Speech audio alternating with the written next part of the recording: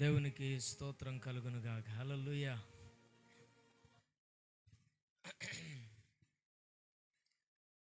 సమయం చాలా ఎక్కువైంది. కొద్ది నిమిషాలు దేవుని యొక్క వాక్యాన్ని మనం ధ్యానం చేసుకుందాం. మొదటి కొరింథీయులకు రాసినటువంటి పత్రిక 10వ అధ్యాయం 1 నుంచి కొన్ని వచనాలు చదువుకుందాం.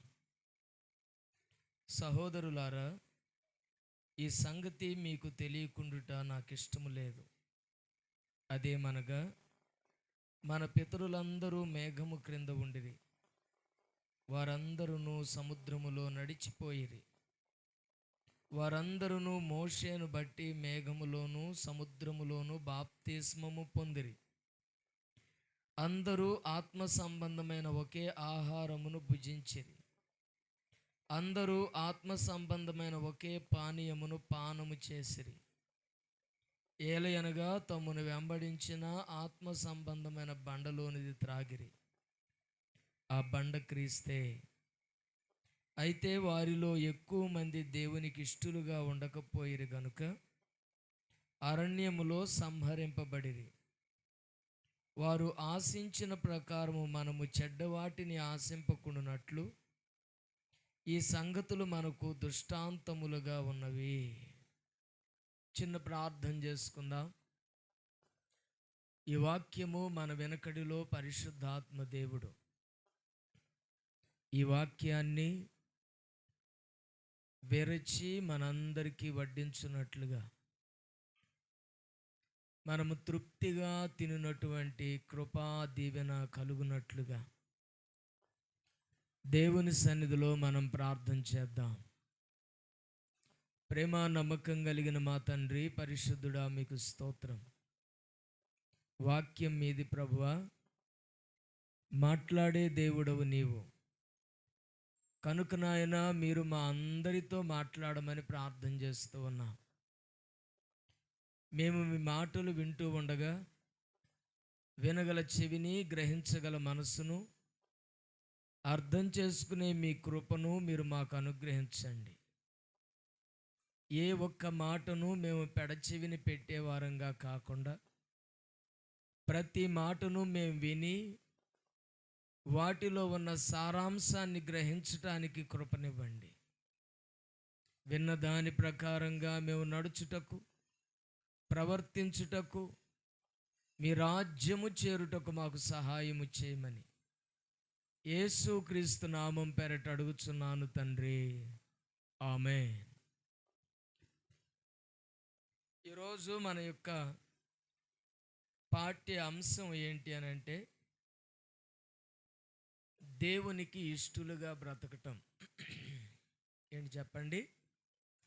దేవునికి ఇష్టమైన వారంగా బ్రతకటం. దేవునికి ఇష్టమైన వారంగా బ్రతకటం అనేది కష్టమైన పనేమి కాదు. కానీ ఈ రోజుల్లో అది చాలా కష్టమైనటువంటి పనిగా దేవుని పిల్లలైన విశ్వాసులు భావిస్తూ ఉన్నారు. దేవుని సన్నిధిలో ఉన్నటువంటి మనందరము, సంఘానికి కట్టుబడి ఉన్న మనందరము ఖచ్చితంగా దేవునికి ఇష్టమైనటువంటి బిడ్డలుగా మనం జీవించాలి. ఆయన ఇష్టపడకపోతే, ఆయనకు కష్టాన్ని తెప్పిస్తే, ఆయనకు దుఃఖాన్ని తెప్పిస్తే, ఆయన మనల్ని అయిష్టపడితే ఏమవుతుందో అనే విషయాన్ని కూడా నేను మీకు జ్ఞాపకం చేస్తాను. 430 సంవత్సరాలు ఇజ్రాయేలీయులు ప్రజలు ఐగుప్తు బానిసత్వంలో ఉన్నారు. ఎన్ని సంవత్సరాలమ్మా? 430 సంవత్సరాలు. ఈ 430 సంవత్సరాలు కఠినమైనటువంటి దాస్యాన్ని ఇశ్రాయేలీయులు ప్రజలు అనుభవించారు. దేవుడు వారిని ఆ దాస్యంలో నుంచి విడిపించటానికి వారు చేసిన ప్రార్థనను ఆలకించి మోషే అనే ఒక అతనిని ఎన్నుకొని,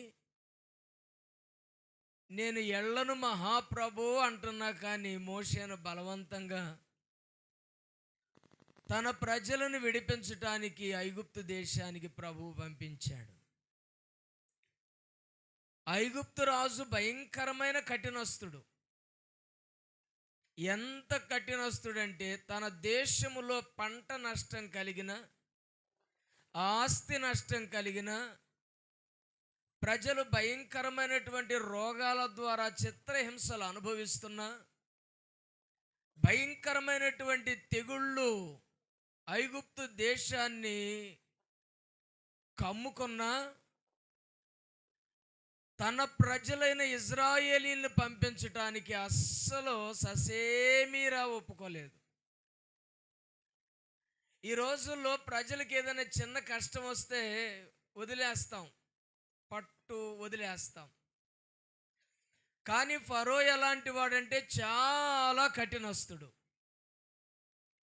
ఆ కఠినత్వము దేవుడే తన హృదయాన్ని కలుగు చేశానని ప్రభువే చెప్తున్నాడు. ఫరోకి కఠినమైన హృదయం కలుగు చేసింది దేవుడేనంట. లేకపోతే ఫరో అంత కఠినస్తుడు కాదు. అలాంటి దేవుడే ఫరోకి కఠినమైన హృదయాన్ని కలుగు చేసి, 9 తెగుళ్ళు వచ్చినా కానీ కనీసం ఆ మనిషి చలంలో లేకపోతే 10వ తెగులును పంపించి ఐగుప్తీయులలో ప్రథమ సంతానాన్నంతా సంహరించిన తర్వాత, తన ఒకగానొక కుమారుడు కూడా చనిపోయిన తర్వాత, అప్పుడు ఫరో యొక్క మనసు కరిగింది. అబ్బా, ఇదిగో నీ ప్రజల్ని పంపించేస్తాను, రేపు పొద్దున్నే మీరు వెళ్ళిపోండి అని అన్నాడు. ఇజ్రాయేలు ప్రజలకు చాలా సంతోషం వచ్చేసింది. మా దేశానికి మేము వెళ్ళిపోతున్నాం, దేవుడు మాకు వాగ్దానం చేసిన దేశానికి వెళ్ళిపోతున్నామని వారందరూ కూడా ఏం చేశారంటే మూటా ముళ్ళు అన్నీ సర్దుకున్నారు. ఇక మోషే పదండి అన్నాడు. అనంలోని ఇశ్రాయేలు ప్రజలందరూ బయలుదేరారు. వారితో పాటు కొంతమంది ఐగుప్తీయులు కూడా బయలుదేరారు. జాగ్రత్తగానండి, వారితో పాటు కొంతమంది ఐగుప్తీయులు కూడా బయలుదేరారు. వీరందరూ కలిసి బయలుదేరి వెళుతూ వారి యొక్క ప్రయాణం ప్రారంభించబడింది. ఐగుప్తు నుండి వారికి ఎక్కడికి వెళ్తున్నారు? దేవుడు వాగ్దానం చేసిన పాలు తేనెలు ప్రవహించే కనాను దేశానికి వెళుతున్నారు. అసలు వీళ్ళు ఎక్కడ ఉండాల్సిన వాళ్ళు? కనాను దేశంలో ఉండాల్సిన వాళ్ళు. మరి ఐగుప్తు దేశానికి ఎట్లా వచ్చారు? కరువు కాలంలో యోసేపు ద్వారా ఐగుప్తు దేశానికి వెళ్ళారు. ఎంతమంది వెళ్ళారో తెలుసా? మొత్తం 70 మంది. ఎంతమంది చెప్పండి? మొత్తం 70 మంది ఐగుప్తు దేశానికి వెళ్ళారు. ఈ 70 మంది వెళ్ళిన తర్వాత ఐగుప్తు నుంచి బయటకు వచ్చేటప్పుడు 6 లక్షల కంటే ఎక్కువైన ప్రజలయ్యారు. దేవుడు వారిని అభివృద్ధి చేశాడు. దేవుడు వారిని బహుగా ఆశీర్వదించాడు. దేవుడు వారి సంతానాన్ని ఫలింపు కలుగు చేశాడు. ఎంత కష్టపెడుతున్నా, ఎంత బాధలు అనుభవిస్తున్నా వారి సంతాన విషయంలో మాత్రం బహుగా ఆశీర్వదించబడ్డారు. ప్రియ దేవుని బిడ్డలారా, అలాగున 6 లక్షల కంటే ఎక్కువైన కాల్బలంతో ఇశ్రాయేలీలు ప్రజలు కానాను దేశానికి బయలుదేరారు. బయలుదేరినప్పుడు జరిగిన సంఘటనలు అపోస్తలుడైన పౌలు గారు కొరింథీ రాసిన పత్రికలో 10వ అధ్యాయం 1 నుంచి మనకు తెలియజేస్తున్నాడు. ఏమన్నాడు? ఆ మాటలు చదవండి. సహోదరులారా, ఈ సంగతి మీకు తెలియకుండుట నాకు ఇష్టం లేదు. అదేదనగా మన పితరులందరూ మేఘము క్రింద ఉండిరి, వారందరూ సముద్రములో నడిచిపోయిరి. అందరూ మోషేను బట్టి మేఘములోను సముద్రములోను బాప్తిస్మం పొందారు. అందరూ ఆత్మ సంబంధమైన ఒకే ఆహారమును భుజించారు. అందరూ ఆత్మ సంబంధమైన ఒకే పానీయమును పానము చేశారు. ఏలయనగా తమ్మును వెంబడించిన ఆత్మ సంబంధమైన బండలోనిది త్రాగారు. ఆ బండ క్రీస్తే. అయితే వారిలో ఎక్కువ మంది దేవునికి ఇష్టలుగా ఉండకపోయిరి. చాలు. ఐగుప్తు నుంచి కనానుకు వెళ్ళే ప్రాంతంలో దేవుడు మహత్కార్యాలు, సూచక క్రియలు ఆ ప్రజల పట్ల చేశాడు. వారి యొక్క ప్రయాణం మామూలుగా సాగల. మన ప్రయాణంలోనైనా కొన్ని కొరతలు, ఇబ్బందులు, ఆటంకాలు, అపాయాలు ఉంటాయి. వాళ్ళ ప్రయాణంలో ఏమీ లేవు.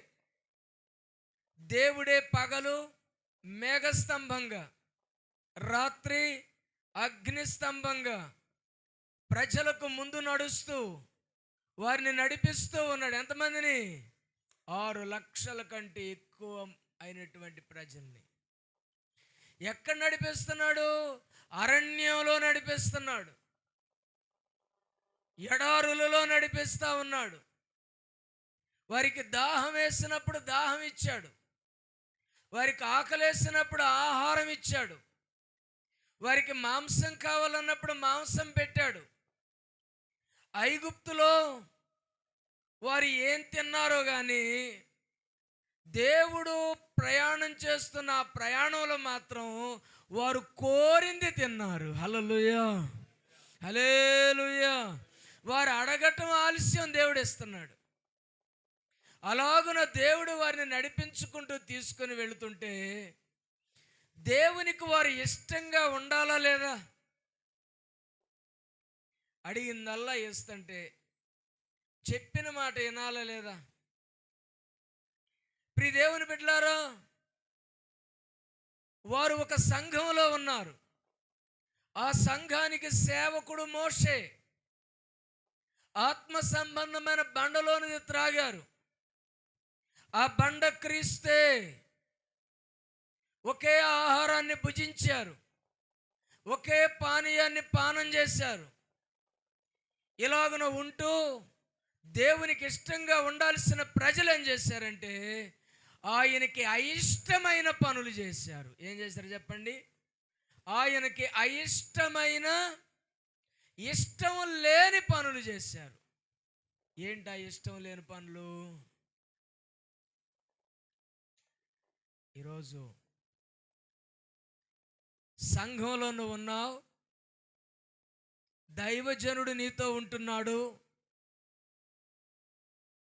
క్రీస్తు అనే శరీరాన్ని భుజిస్తున్నావు, క్రీస్తు అనే రక్తాన్ని పానం చేస్తున్నావు. అలాంటి మనం దేవునికి ఇష్టలుగా ఉండాలా వద్దా? దేవునికి ఇష్టలుగా ఉండాలి. దేవునికి ఇష్టలుగా ఉండటానికే ఆ భయంకరమైన బానిసత్వం నుండి ప్రభువు మనల్ని విడిపించాడు. దేవుని మనసు గాయపడేటట్లుగా మనం ఉండకూడదు. ఆయన్ని బాధపరిచేటట్లుగా మనం ఉండకూడదు. ఆయన శరీరాన్ని, ఆయన రక్తాన్ని భుజిస్తూ పానం చేస్తున్న మనం ఆయనకి ఇష్టమైన వారంగా బ్రతకాలనే ఉద్దేశంతోనే ఆ సంఖ్యల నుండి, ఆ కట్ల నుండి, ఆ బంధకాల నుండి 430 సంవత్సరాల కన్నీటి జీవితం నుండి దేవుడు వారిని విడిపించాడు. వారు విడుదల పొందారు. బయటకు వచ్చిన తర్వాత దేవుడు చేసిన మేలులన్నీ మర్చిపోయారు. సూచక క్రియలన్నీ మర్చిపోయారు. అప్పుడంటే స్వేచ్ఛ లేదు. దేవుడు నడిపించేటప్పుడు స్వేచ్ఛ ఉంది, బానిసత్వం లేదు. ఇంకా బ్రహ్మాండంగా బ్రతకాలి, కానీ అలా బ్రతకలేదు. మరి ఎలా బ్రతికారంట? చూడండి, క్రింద వచనాలు చదువుకుందాం మనం. 6వ వచనం, వారు ఆశించిన ప్రకారము మనము చెడ్డ వాటిని ఆశించొద్దు. వాళ్ళెవరో బుద్ధి లేక చెడ్డ వాటిని ఆశించారు. మీరు బుద్ధి కలిగి చెడ్డ వాటిని ఆశించబాకండి.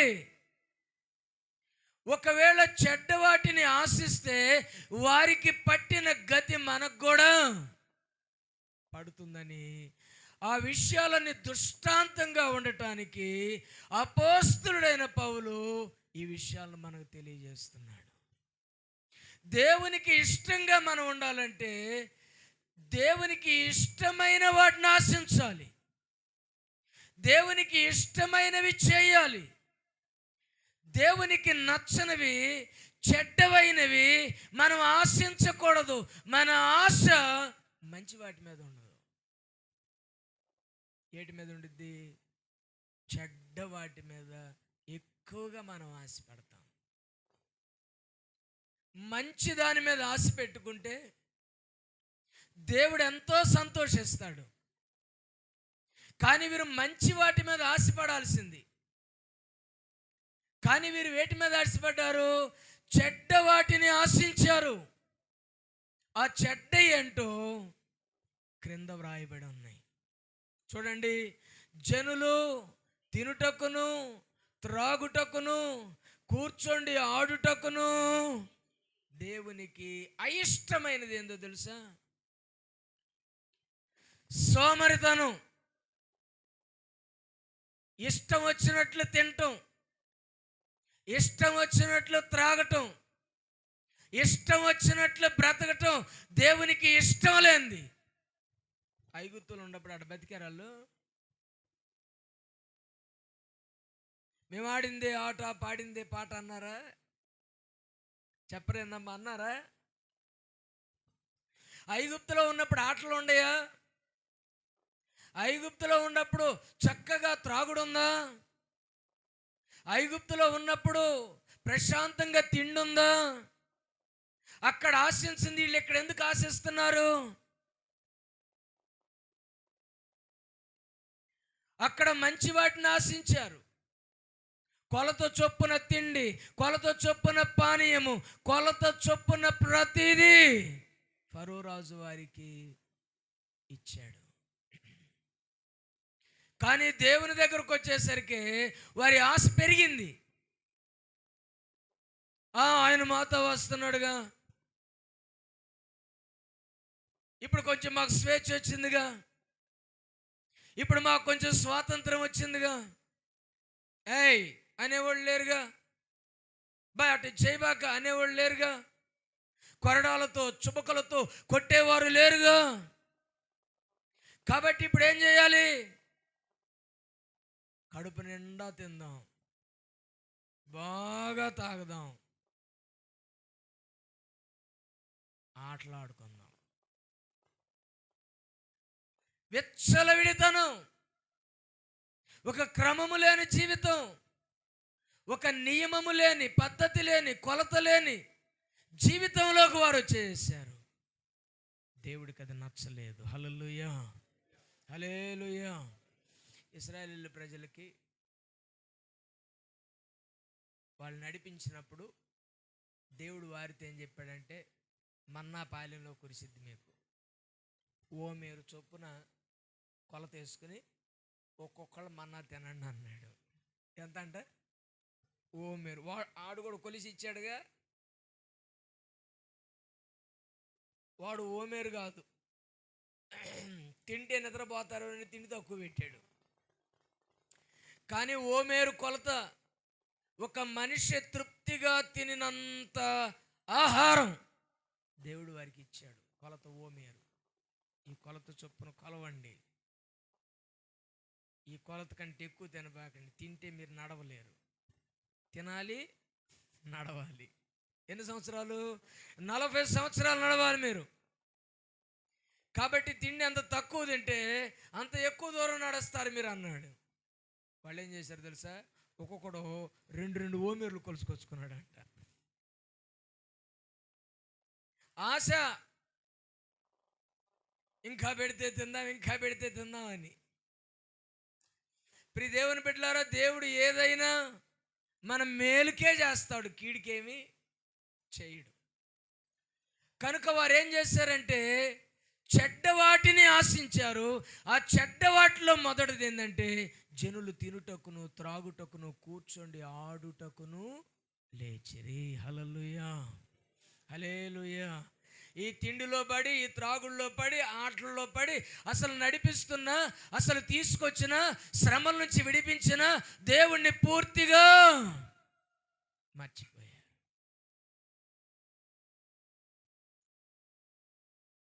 ఇలా ఉంటే మనం కూడా ఏం చేస్తాం? దేవుణ్ణి మర్చిపోతాం.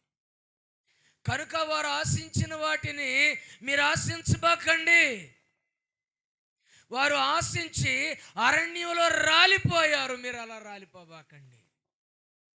దేవునికి ఇష్టమైన వాటిని ఆశించండి. తిండి దేవునికి ఇష్టమైంది కాదు.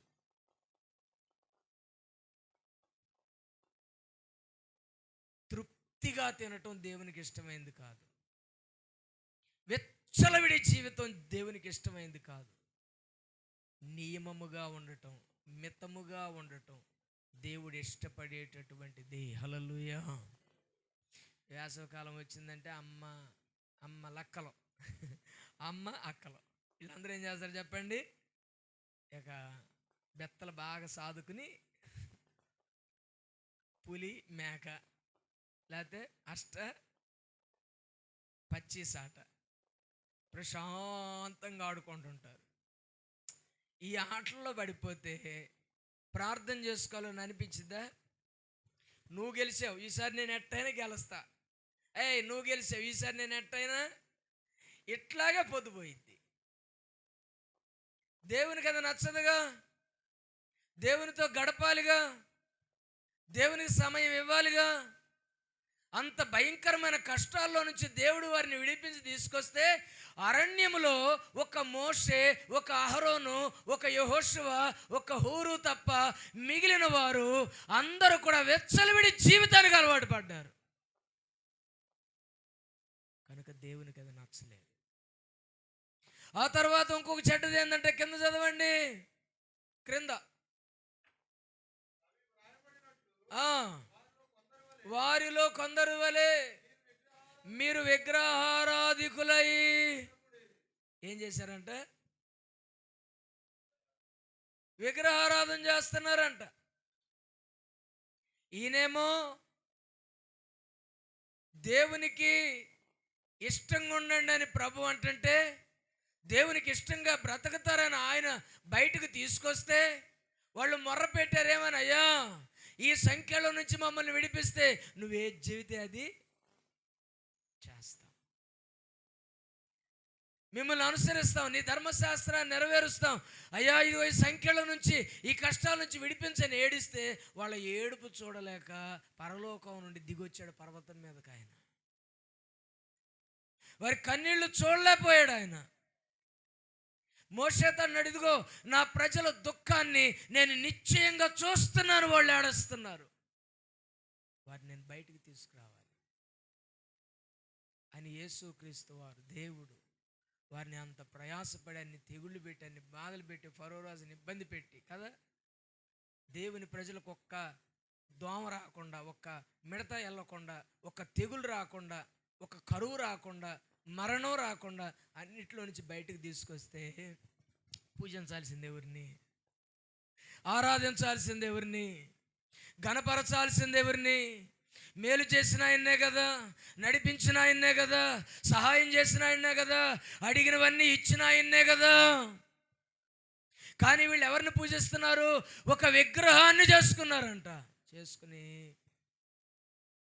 ఎందుకు చేసుకున్నారు తెలుసు? అది మోషే ధర్మశాస్త్రాన్ని తీసుకొస్తాను పర్వతం మీదకి వెళ్ళాడు. అబ్బాయి 40 దినాలు నేను వెళ్తున్నాను, అహరోను నీ చేతుల్లో పెట్టి వెళ్తున్నాను, నేను బాగా చూసుకున్నాడు. సరే నువ్వు పోలే, నేను చూసుకుంటాను అన్నాడు. ఎవరు? అహరోను. మోషే వెళ్ళిపోయాడు. దేవునితో 40 దినాలు ఆహారము నీరు మానేసి మాట్లాడుతూ ఉన్నాడు దేవునితో.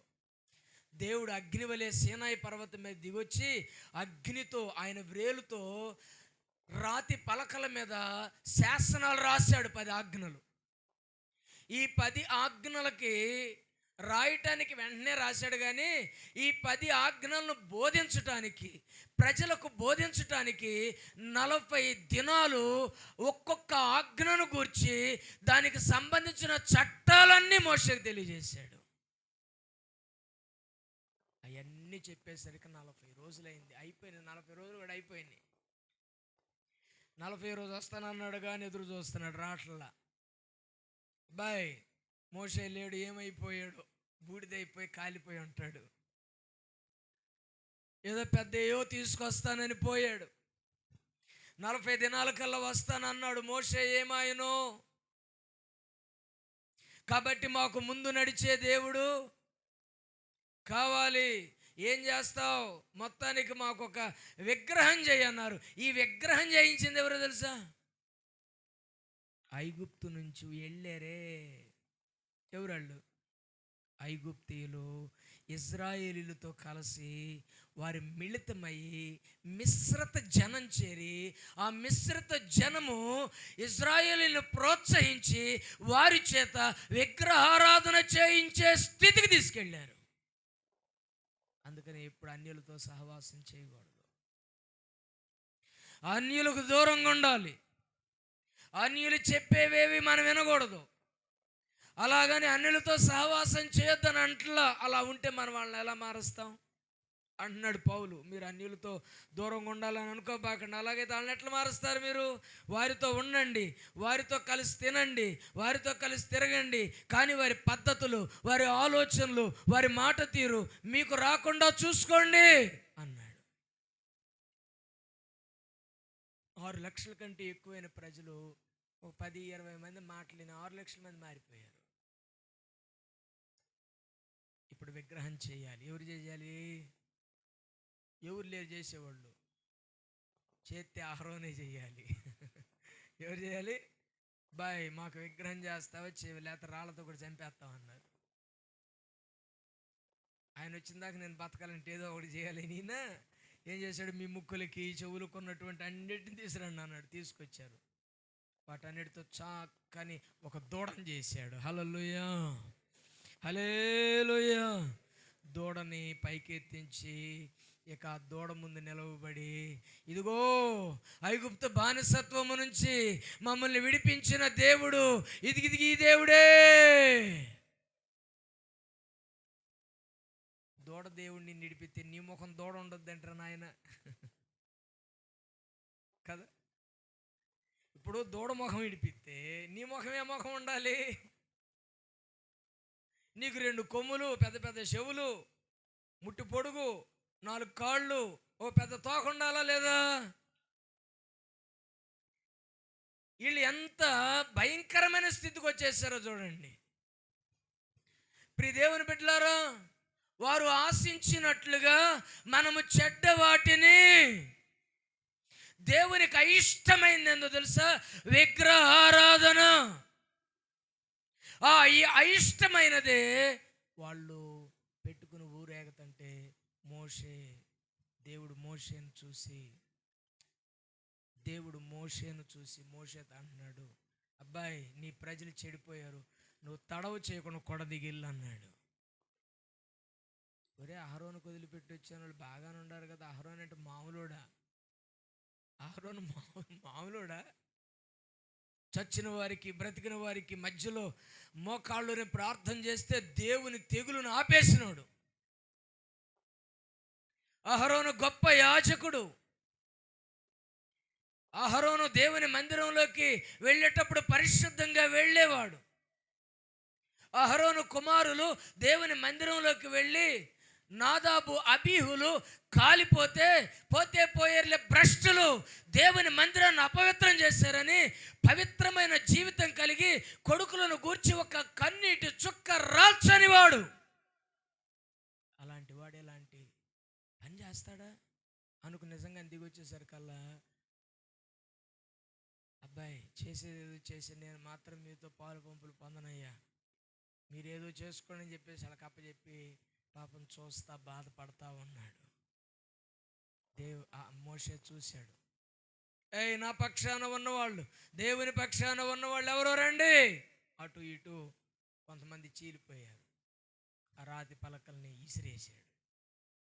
ఏం చేశాడు? కోపంలో ఆ రాతి పలకల్ని ఇసిరేసరికల్లా భూమి నెరవిడిచింది. అటు ప్రక్కన ఉన్న ప్రజలందరినీ కాల్చివేసింది. హల్లెలూయా, హల్లెలూయా. అలాగున దేవునికి ఇష్టం లేనిది స్వేచ్ఛగా బ్రతకటం మొదటిది. రెండవది విగ్రహారాధన. మూడవది ఏందో చూడండి. మూడవది, మరియు వారి వలె మనము వ్యభిచరింపకుండా ఉందుము. వారిలో కొందరు వ్యభిచరించినందున ఒక్క దినముననే 23,000 మంది చచ్చిరి. ఇశ్రాయేలు పాళెంలో వ్యభిచారం జరుగుతుందంట. సంఘంలో ఉన్న పిల్లలు దేవునికి అయిష్టమైన పనులు చేయకూడదు, విగ్రహారాధన చేయకూడదు. అయ్యా మేమేడ విగ్రహారాధన చేస్తున్నాం, విగ్రహం లేదు నిగ్రహం లేదు మాకేమి లేదు అంటారా? తెలియకుండానే మన విగ్రహారాధనలు చాలా చేస్తున్నామని ఎన్నోసార్లు వాక్యంలో చెప్పే మీకు. తెలియకుండానే ఏం చేస్తున్నాం మనం? చెప్పండి, ఏం చేస్తున్నాం? విగ్రహారాధన చేయట్లేదా? చేయట్లేదయ్యా, నేను చేయట్లేదయ్యా.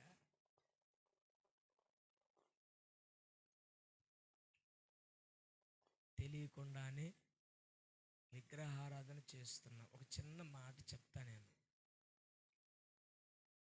ధనం ఒక విగ్రహం, ధనం ఒక విగ్రహం. ధనమనే విగ్రహారాధనని మీరు విడిచిపెట్టండి అన్నాడు. ధనాన్ని ప్రేమించిన వాడు ఎవరైనా ఉన్నారా? ఎవరు లేరు. అది పడిపోయి తీసుకుని కళ్ళకెట్టిట్ట అద్దుకుంటాం కదా. ఉదయాన్నే లేస్తాం, లేవగానే చాలా రకాలైన ప్రయాణాలు మనకు ఎదురవుతాయి. ఆ ప్రయాణాలలో మనం చేసేవి చాలా విగ్రహారాధనలు ఉన్నాయి. ఎదురొస్తే అబ్బాయి ఏమి ఎదురొచ్చింది నాయన మన వెనక్కి వెళ్ళి మళ్ళీ ముందుకు వెళ్తాం. ఇది మంచి రోజు కాదు, అది మంచి రోజు అంటాం.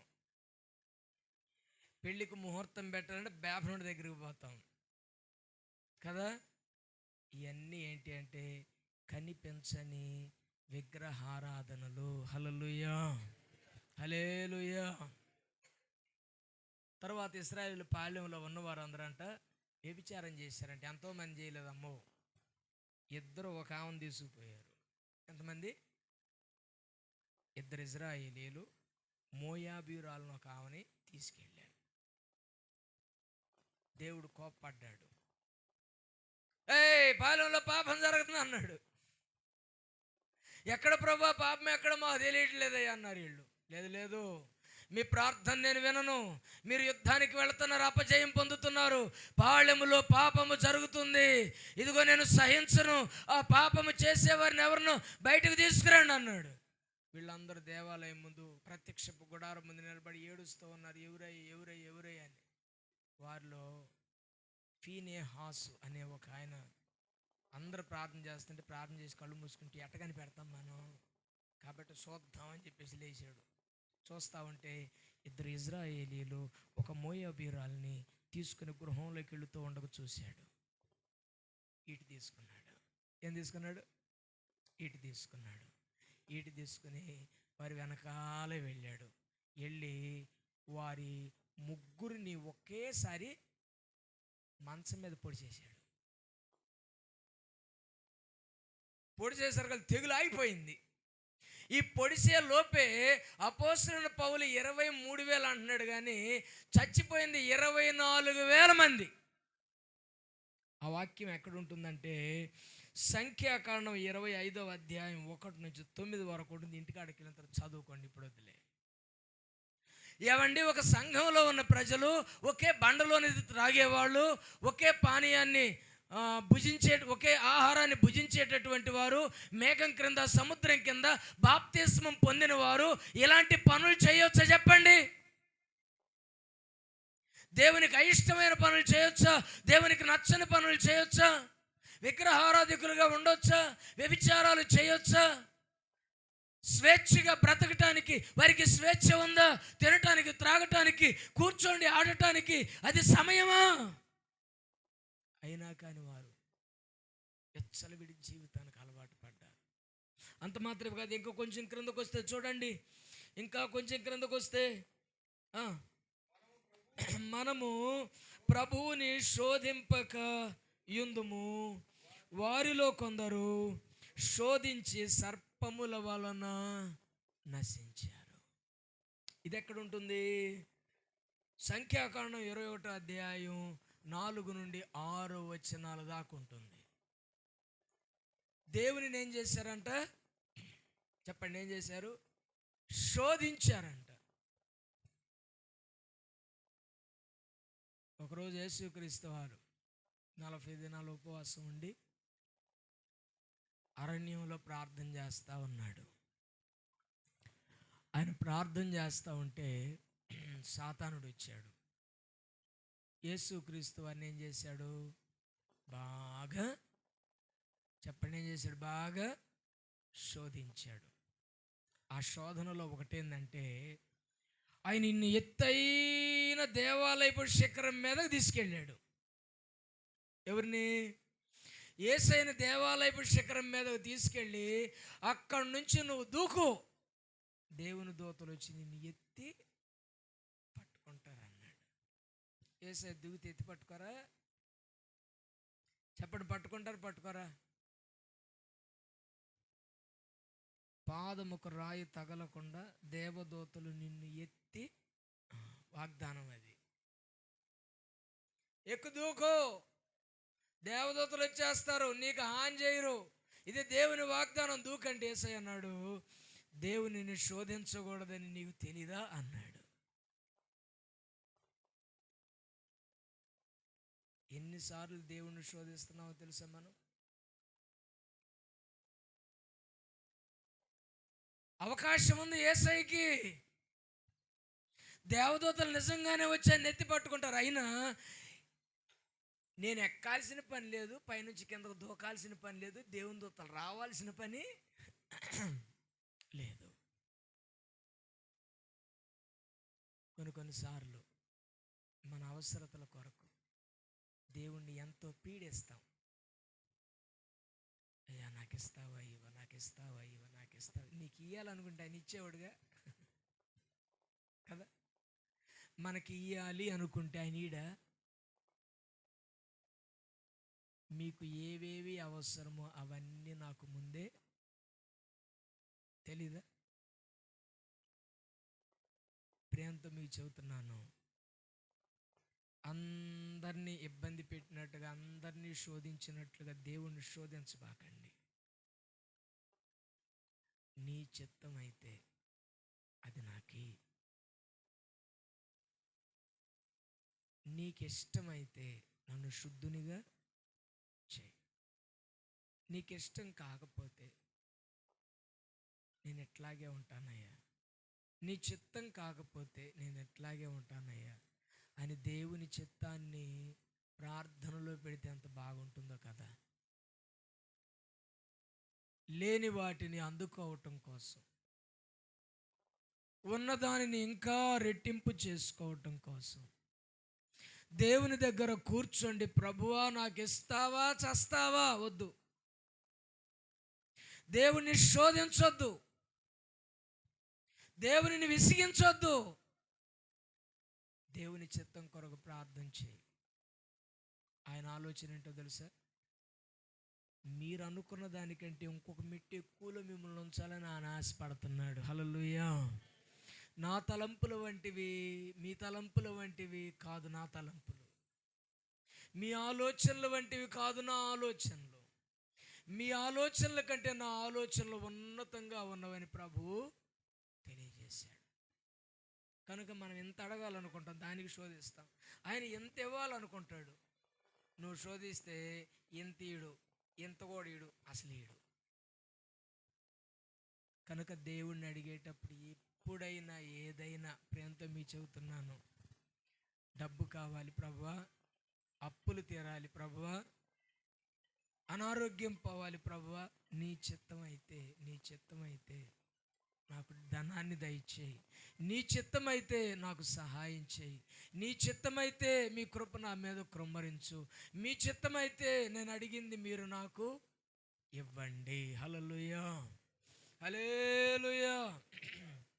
గెత్సెమనే తోటలో యేసయ్య ఈ ప్రార్థన నేర్పించాడు మనందరికి. ఏమని? నీ చిత్తమైతే ఈ గిన్నె నా ఎదురు నుంచి తొలగించు, నీ చిత్తం కాకపోతే తప్పదుగా నేను తాగేస్తాను, శోధించను. కనుక దేవుని చిత్తాన్ని కనిపెట్టి ప్రార్థన చేయండి. మీరు అనుకున్న దానికంటే దేవుడు మీకు ఎక్కువగానే ఇస్తాడు. శోధించొద్దు. వాళ్ళు శోధిస్తేనంట దేవుడు ఏం చేశాడు తెలుసా ప్రియ దేవుని బిడ్డలారా? సర్పాలను పంపించాడంట. ఎట్లని? సర్పాలను పంపిస్తే ఆ సర్పాలు వెళ్ళి ప్రజలను కాటు వేసి చంపేసినాయి. మేము శోధించబట్టే కదా ప్రజలను కాటు వేసి సర్పాలు చంపేస్తున్నాయి, ఇదిగో మేము దేవుణ్ణి శోధించం, దేవుణ్ణి ఇబ్బంది పెట్టం అని మోషే దగ్గరికి వచ్చి మొరపెట్టుకుంటే మోషేతో ప్రభు అన్నాడు, ఇత్తడి సర్పాన్ని చేసి ఒక స్తంభం మీద నిలబెట్టు, ఎవరికైతే పాము కరుస్తుందో వెళ్ళి ఆ ఇత్తడి సర్పాన్ని చూడమను, విషం దిగిపోయి వారు బ్రతుకుతాడని చెప్పారు. మోషే ఇత్తడి సర్పాన్ని నిలబెట్టాడు కదా. వాళ్ళందరూ కరిసిన వాళ్ళందరూ ఏం చేస్తున్నారు? ఇతడు సర్పం దగ్గరికి వెళ్ళి చూసేసరికి వాళ్ళకున్న విషమంతా తగ్గిపోయి బ్రతుకుతున్నారు.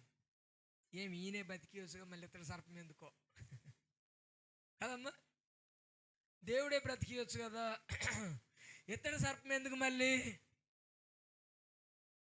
అరణ్యములో మోషే సర్పమును ఎలాగు ఎత్తెనో మనుష్య కుమారుడు అలాగున ఎత్తబడవలెను. హల్లెలూయా, హల్లెలూయా.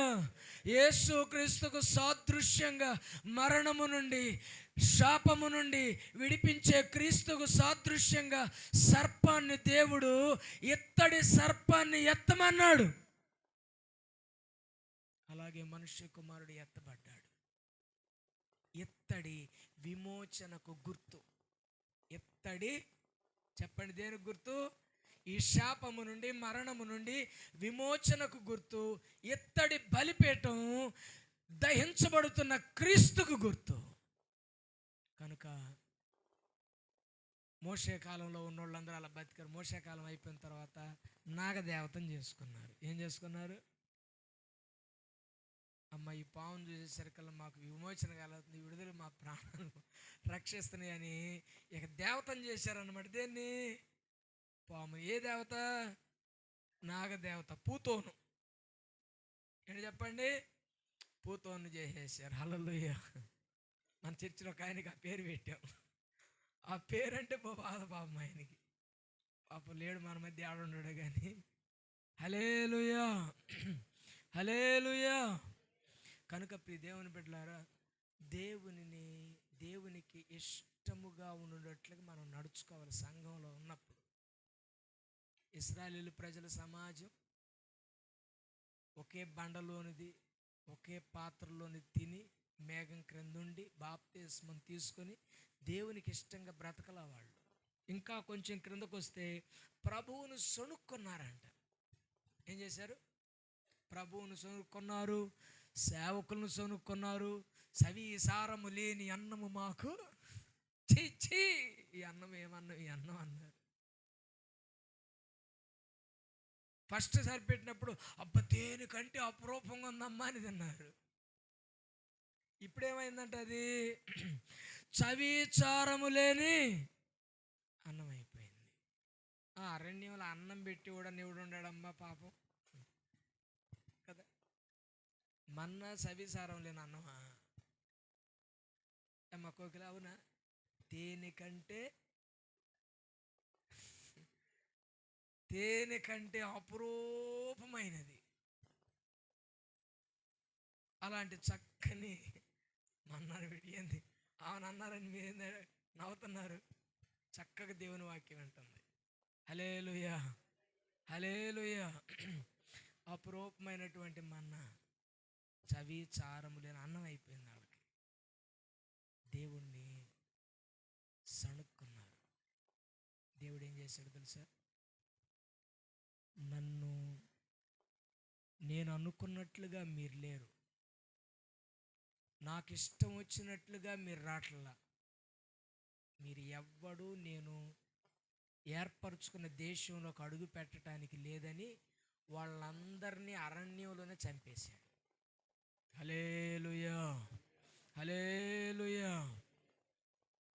చంపటానికి తెచ్చాడా? చెప్పండి, చంపటానికి తెచ్చాడా? చంపటానికి ఆహారం ఇచ్చాడా? చంపటానికి పానీయం ఇచ్చాడా? చంపటానికి ఇన్ని కష్టాలు పడ్డాడా? చంపటానికి ఇన్నిసార్లు ఇసిగించుకున్నారా? ఇన్ని ఓపికలు పట్టాడు ఆయన? ఒకసారి ఆలోచించండి. దేవునికి ఇష్టమైన పనులు చేయకపోతే మనం కూడా ఇక్కడే ఉంటాం, వాగ్దత్త దేశంలోకి మనం పోం. ఒక్కడు కూడా అడుగు పెట్టలేదంట. దేవుడు ఏమన్నాడు తెలుసా? నా విశ్రాంతిలో మీరు ప్రవేశించరు అన్నాడు. విశ్రాంతి అంటే ఏం తెలుసా? విశ్రాంతి అంటే దానికి నిద్రపోవటం అనుకుంటున్నారా? దేవుడు 6 దినాలు కష్టపడి 7వ దినాన్ని ఏం చేశాడు? విశ్రమించాడు. అంటే అలసిపోయాడనే, ఆయనకు అలసటే లేదంట. విశ్రాంతి అంటే చెబుతున్నానండి, యెషయా గ్రంథం 57వ అధ్యాయంలో 2వ భాగంలో ఉంటుంది. నీతిమంతులు నశించుట చూచి ఎవరికి నీ తోచదు, భక్తులైన వారు తీసుకొని పోబడుతున్నారు, వారు పడకల మీద విశ్రమించుచున్నారు. హల్లెలూయా, హల్లెలూయా. చచ్చిపోయిన వారందరూ నీతిగా దేవునికి ఇష్టంగా ఉండి చచ్చిపోతే వాళ్ళందరూ మరలా ఆయన ఈ లోకానికి మనల్ని తీసుకెళ్ళి వచ్చేదాకా వాళ్ళు ప్రశాంతంగా నిద్రపోతారంట. ఏం చేస్తారు? వారి వారి ప్రయాసలు మాని వారు విశ్రమిస్తారు.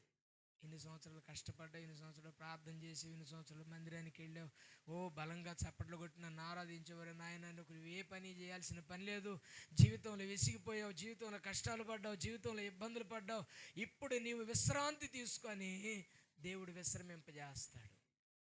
మరలా ఇప్పుడు మేలు కలుపుతాడు తెలుసా?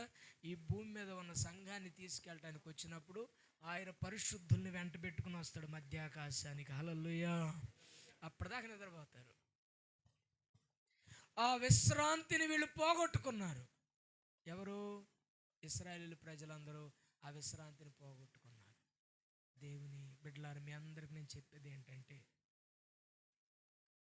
విడిపించి 40 సంవత్సరాలు నడిపించి అంత కష్టపడి అన్ని ఇబ్బందులు పడి అన్ని ఆటుపోట్లను ఎదుర్కొని వాళ్ళు ఎన్నో ఇబ్బందులు పడి ఆకలి లేక నీళ్లు లేక కొన్నిసార్లు ఇబ్బందులు పడి నడిచినా కానీ వారి ఆశ ఎందుకు తెలుసా?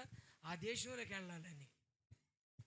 ఆ దేశంలోకి వెళ్ళాలనే ఆశ ఉంది, కానీ ఈయన సంతోష పెట్టేటట్లుగా వారు బ్రతకలేకపోయారు. అందుకనే అరణ్యంలో వారందరినీ దేవుడు రాల్చేశాడు. మరి ఎవరికి ఆ దేశం?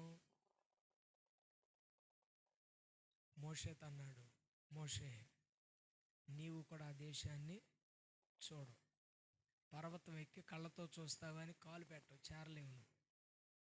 ఎందుకన్నాడు తెలుసా? మోషే కోప్పడ్డాడంట, దేవుని నామాన్ని సన్మానించలేదంట, దేవునికి రావలసిన ఘనతని దేవునికి ఇవ్వలేదంట. దానికి మోషేను, అంతమందిని నడిపించిన మోషేను నువ్వు వేడే ఉండు నాయన వద్దులు అన్నాడు. అలాంటి గొప్ప దేశం. హల్లెలూయా, హల్లెలూయా. నీవు కూడా చెడ్డ వాటిని ఆశిస్తే, మనం కూడా దేవునికి అయిష్టంగా సంఘంలో బ్రతికితే, ఇలాంటి నీచమైన అలవాట్లకు బానిసలం అయిపోతే పరలోకంలోకి వెళ్ళం, ఈ భూమి మీదే మనం రాలిపోతాం. హల్లెలూయా. ఇంకొక చిన్న మాట నేను మీకు జ్ఞాపకం చేసి నా మాటలు ముగిస్తాను. 9 ఎలా అయింది, ఒక 10 నిమిషాలు, ఓకేనా? మార్కు సువార్త 7వ అధ్యాయం, మార్కు సువార్త 7వ అధ్యాయం 1 నుంచి.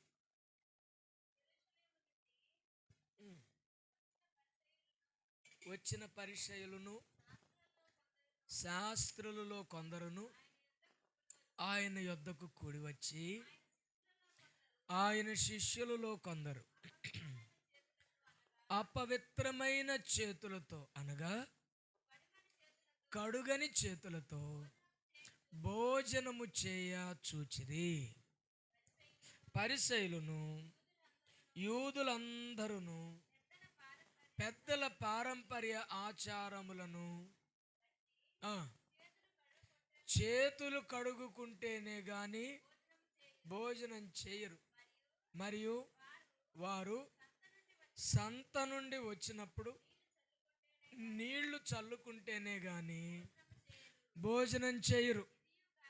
ఇదియుగాక గిన్నెలను, కొండలను, ఇత్తడి పాత్రలను నీళ్లలో కడుగుట వలన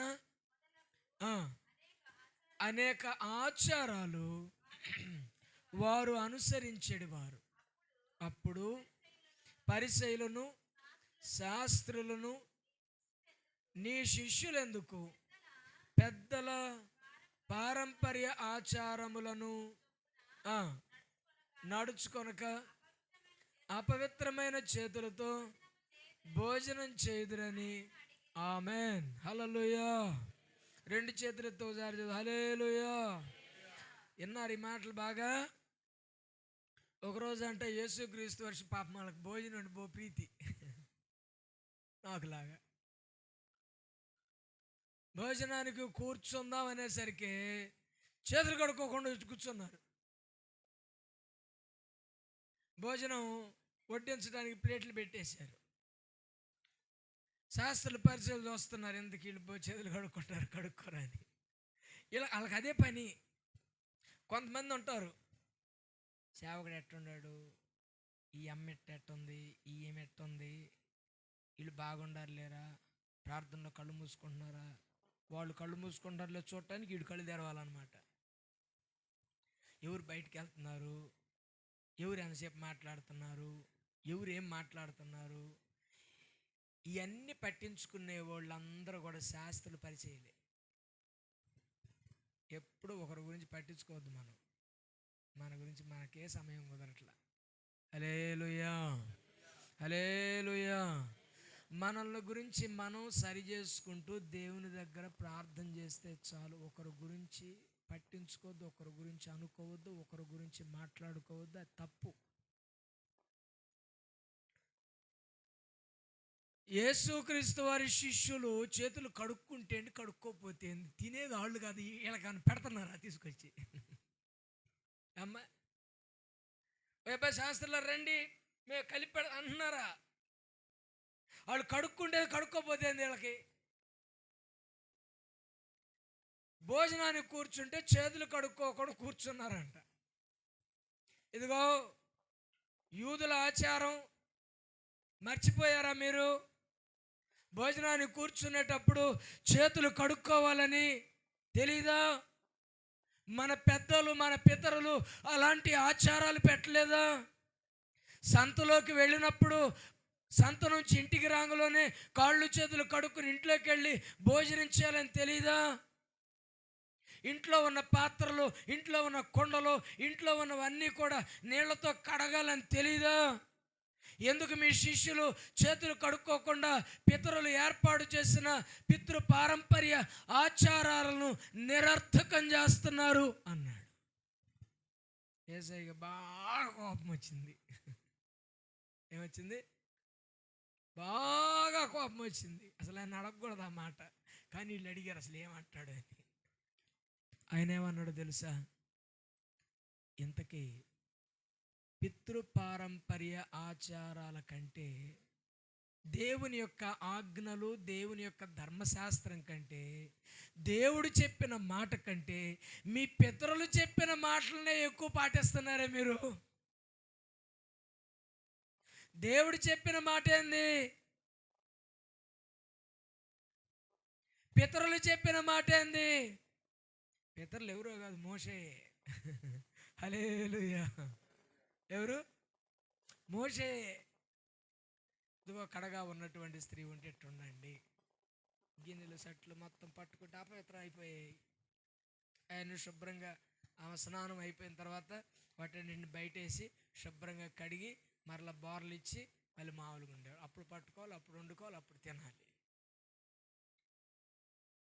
మార్కెట్ నుంచి వెళ్ళొచ్చారనుకోండి, వాడు బయటే ఉండాలి, వాడు అపవిత్రుడు అయిపోతాడు. బేపనాలను చూసారు? బేపనాలను మీరు ఎవరైనా అట్ట తగిలారనుకోండి, వెళ్ళిపోయి స్నానం పైనుంచి కింద స్నానం చేస్తారు. మరి మనం పీల్చుకున్న గాలి అడవెళ్తున్నాడుగా, ముక్కులో పోసుకోవాలి నీళ్లు. ఆడ పోసుకోవాలి వద్దా? ముక్కులో పోసుకోవాలి నీళ్లు. పోసుకుంటాడు, పోసి చచ్చిపోతాడు. అంటూ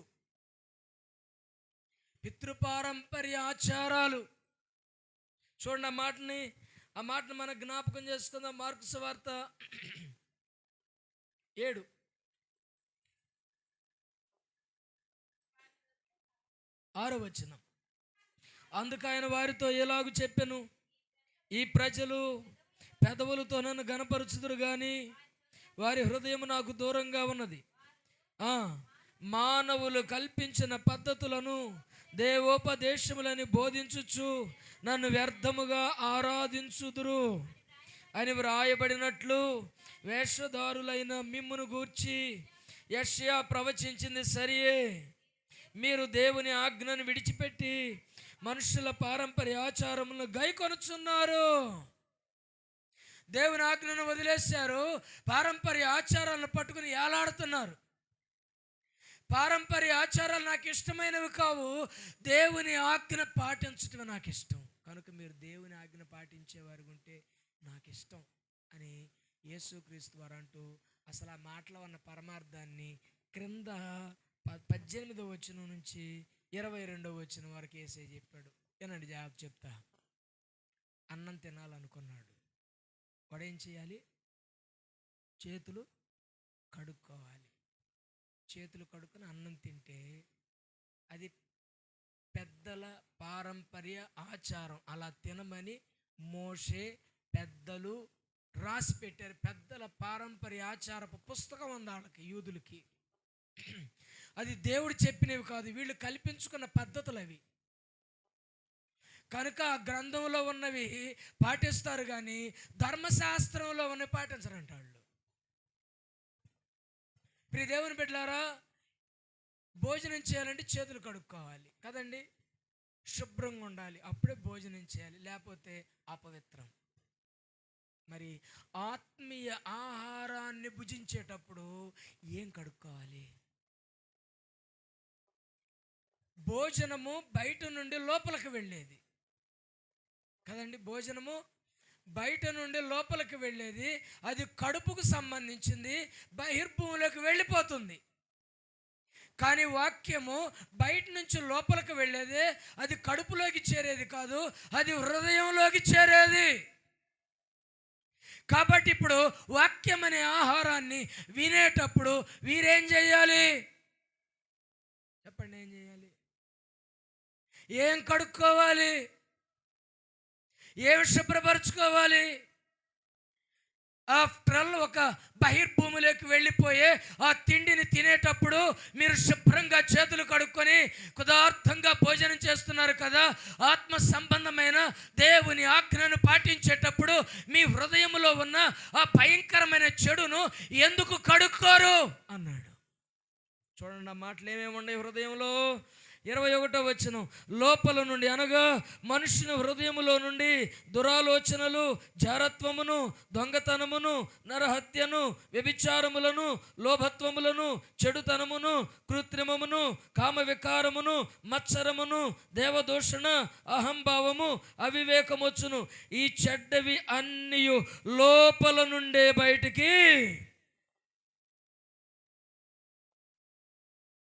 తినే తిండి కాడ ఎంత శుభ్రంగా ఉన్నప్పుడు ఈయనే దేవుని ఆజ్ఞ, హృదయంలోకి వెళ్ళే దేవుని ఆజ్ఞ దగ్గర ఎంత జాగ్రత్తగా ఉండొద్దా? అందుకే యేసయ్య అన్నాడు, మీరు గిన్నెను పైన కడతారు కానీ లోపల కడగండి, అప్పుడు మీరు బాగుంటారు అన్నాడు. దేవునికి ఇష్టలుగా ఉండాలంటే పితృపారంపర్య ఆచారాలు అవసరం లేదు, దేవుని ఆజ్ఞ ప్రాముఖ్యం. హల్లెలూయా, హల్లెలూయా, హల్లెలూయా. దేవుని వాక్యాన్ని వినటానికి మందిరానికి వచ్చేటప్పుడు హృదయంలో ఉన్నవన్నీ కడిగేసుకుని శుభ్రం చేసుకుని పిండి ఏం చేస్తాం? బట్టలు ఉతికేసినప్పుడు ఏమండి అటు పట్టుకొని నేను ఇటు పట్టుకుంటా అంటామా? ఈ ఇటు తిప్పుతుంటే వాళ్ళు అటు తిప్పుతారు, తిప్పరా? మొత్తం పిండి అప్పుడు ఆరేస్తాం. హల్లెలూయా కదండి. వాక్యం వినటానికి, ఆత్మ సంబంధమైన ఆహారం తినేటప్పుడు కూడా హృదయంలో ఏమేమి ఉన్నాయో వాటన్నింటినీ కడుగుకొని శుద్ధి చేసుకొని ఆత్మీయ ఆహారము తినుటకు వచ్చుదువుగాక. లోపల నుండి బయటకు వచ్చేవే మనుషుని అపవిత్రం చేసి, బయట నుంచి లోపలికి వెళ్ళేవి ఏవి అపవిత్రం చేయవు. ఎందుకంటే అపవిత్రమైనవి అన్నీ వెళ్ళిపోతాయిగా. ఎలవా? దేవుడి శరీరానికి అంటండి మిషన్ ఇచ్చాడు. మరి ఏది అపవిత్రమో, శరీరానికి ఏది ఉపయోగం కాదో, ఏది నిరుపయోగమో, ఏది పనికిరానిదో, ఏది వేస్టో, ఏది అవసరం లేదో అది తెల్లారే బాటకల్లా బయటకు కొట్టిపడేసింది. కానీ ఇది రాదే, ఇది వచ్చిద్దా? హృదయంలో ఉన్నాయి వస్తాయా? మరి ఎవరు కొట్టేయాలి? మనం తీసేసుకోవాలి.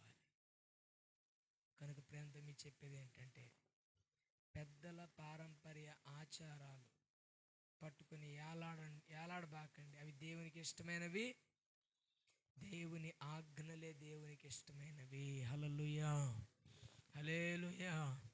2 విషయాలు చెప్పాను. మొదటిది ఏం చెప్పాను? సంఘంలో ఉన్న వారందరూ కూడా దేవునికి ఇష్టంగా బ్రతికితే వారు ఇజ్రాయేలీయులు రాలిపోయినట్లుగా రాలిపోకుండా వాగ్దత్త దేశంలోకి వెళ్తారు. రెండవది, దేవునికి ఇష్టమైంది ఏంటంటే హృదయంలో ఉన్నటువంటి వాటన్నింటినీ కూడా శుద్ధి చేసుకొని ఆత్మ సంబంధమైన ఆహారాన్ని భోజనం చేయటమే. అంతేగాని శరీర సంబంధమైన భోజనం చేయటానికి చేతులు 150 సార్లు కడుక్కోవాల్సిన అవసరము లేదు. అది ఏమీ అపవిత్రం కాదు. లోపల నుంచి వచ్చేది మనిషిని అపవిత్రం చేస్తుంది. కనుక దేవునికి ఇష్టంగా ఉండాలంటే ఈ లోపల ఉన్నాయి కడగబడాలి. దేవునికి ఇష్టంగా ఉండాలంటే వారు ఆశించినట్లుగా మనం చెడ్డ వాటిని ఆశించకుండా బ్రతకాలి. ఇలా బ్రతికితే దేవుడు మనల్ని ఇష్టపడతాడు, దేవుడు మనల్ని కోరుకుంటాడు, వాగ్దాన దేశంలోకి ప్రభువు మనల్ని నడిపిస్తాడు. హల్లెలూయా. తలలోంచుదాం, కళ్ళు మూసుకుందాం, ప్రార్థన చేసుకుందాం. మన మధ్యలో ఉన్న సలోమాను మనల్ని ప్రార్థనలో ముందుకొచ్చి నడిపిస్తాడు.